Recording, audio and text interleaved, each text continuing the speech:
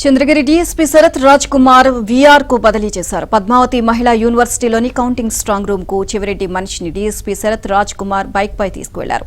CC camera footage ఆధారంగా Tirupati SP కీలక నిర్ణయం తీసుకున్నారు.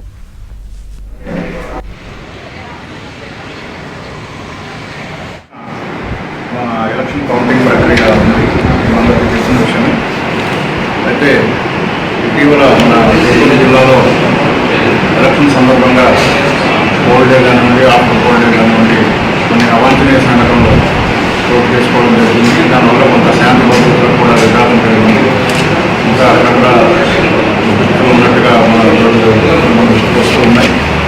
సో ఈ నేపథ్యంలో ఉన్నతాధికారులు, మన జిల్లా ఎస్పీ గారు ఉన్నతాధికారులు మన జూన్ 4వ తారీఖు నాడు కానీ ఆ మర్నాడు కానీ ఎటువంటి వైలెన్స్ ఉండకుండా ఉండడం కోసం కొన్ని ప్రత్యేక ఏర్పాట్లని ప్లాన్ చేయడం జరిగింది. దాంట్లో భాగంగా సమస్యాత్మక గ్రామాలు అన్నింటినీ కూడా ఐడెంటిఫై చేయడం జరిగింది. అక్కడ పోలీస్ పికెట్లు ఏర్పాటు చేయబడతాయి ముందే. అలాగే పెట్రోలింగ్ టీమ్స్, రిక్రియేషన్ టీమ్స్ ఇవన్నీ కూడా ఏర్పాటు చేస్తున్నాము. టోటల్గా అన్ని గ్రామాలు కూడా పోలీసు పర్యవేక్షణలోనే ఉంటాయి. ఎవరైనా సరే ఎటువంటి అవాంఛనీయ సంఘటనకి పాల్పడితే వారి మీద చట్టపరంగా తీవ్రమైన చర్యలు తీసుకోవడం జరుగుతుంది. ఆల్రెడీ 144 సెక్షన్ ఇంకా అమల్లోనే ఉంది.